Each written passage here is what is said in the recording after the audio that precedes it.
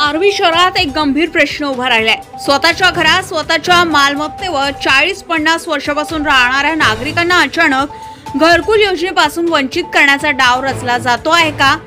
आर्वी नगरपालिकेच्या दारात लाभार्थी गेल्या काही दिवसांपासून सातत्याने तक्रारी नोंदवत आहे। 7/12 नसल्याचं कारण पुढे करून 15 वार्डातील नागरिकांना घरकुल योजनेचा लाभ नाकारला जाणार असल्याचं सांगण्यात येत आहे। त्यामुळे नागरिकांमध्ये संतापाची लाट उसळली आहे। या गंभीर विषयावर राष्ट्रवादी काँग्रेस पार्टी आक्रमक झाली असून आर्वी विधानसभा अध्यक्ष दिलीप पोटफोडे यांच्या नेतृत्वाखाली शिष्टमंडळाने मुख्याधिकारी किरणजी सुक्कलवाड यांची भेट घेतली।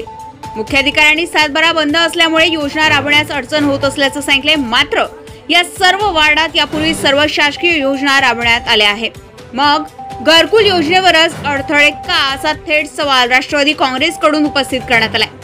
शहरातील जनतानगर, मेहरनगर, संजयनगर, आंबेडकर वार्ड, विठ्ठल वार्ड, दाऊद नगर, श्रीहरी कॉलनी, घोटकर प्लॉट, राणी लक्ष्मीबाई वार्ड, हनुमान वार्ड, बाग मोहल्ला, नेताजी वार्ड, राष्ट्रसंत वार्ड, खर्डी वार्ड, गुरुजी वार्ड तसेच सोरडिया लेआउट, मेहुल टॉकीज परिसरातील नागरिकांना या निर्णयाचा फटका बसणार आहे।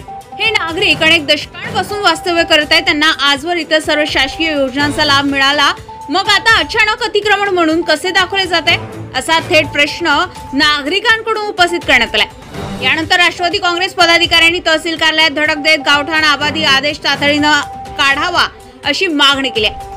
अन्यथा येत्या 5 सप्टेंबर पासून तीव्र आंदोलन छेडण्याचा इशारा दिलाय। लोकांना स्वतःच्या घरापासून आणि घरकुल योजनेपासून वंचित ठेवू नका असा ठाम इशारा दिलीप पोटफोडे यांनी प्रशासनाला दिलाय।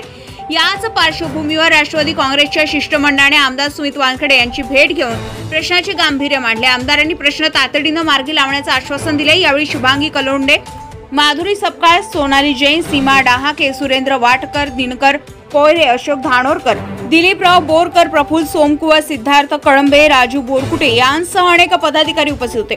गजा महाराष्ट्र 24 न्यूज करता लखन दाबणे सोबत अर्जुन लांजेवार, वर्धा।